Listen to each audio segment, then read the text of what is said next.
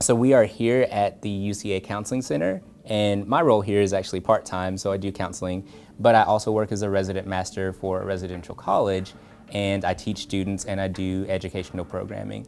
So usually most of the students I interact with are the traditional 18 to 22 age, especially in here, but my primary work actually involves first-year students, or traditional freshmen, I'll put it that way, who are around 18 to typically 20 years old.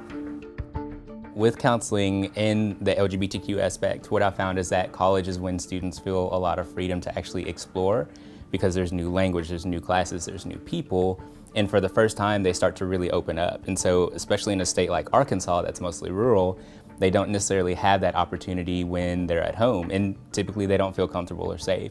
Some of the more common things I hear are things like, you know, I think I might be queer, but my family is super religious, or my family is actively in a religious community, or I don't feel safe, or I'm not sure what this means for me. You know, do you understand like what's going on?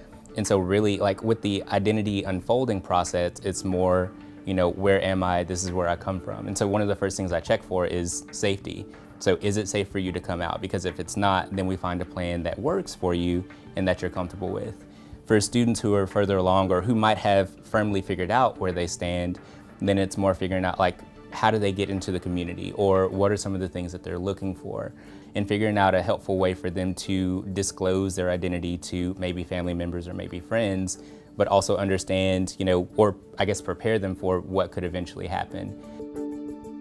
My philosophy kind of on life in general is that maybe I don't have to expend all this energy to try to be what people think I should be, whether it means coming out, whether it means being Black, whether it means just being a person, and that it's okay for me to set those lines and not have to go through that process. And so I'm very keen on saving my energy for things that matter.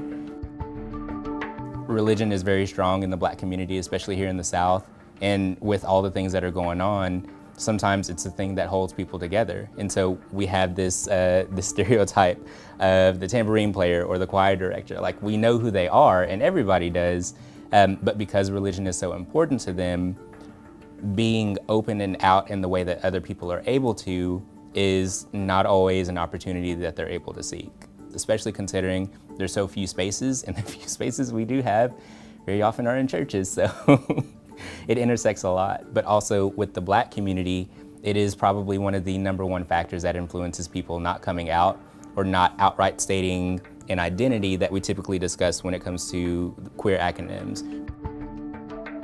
Having a script in your head about what to say can be really, really helpful, because you tend to feel less anxious about it, you're more likely to rehearse it, and therefore it's easier for you to get out, and so you may not stammer like I'm prone to from time to time.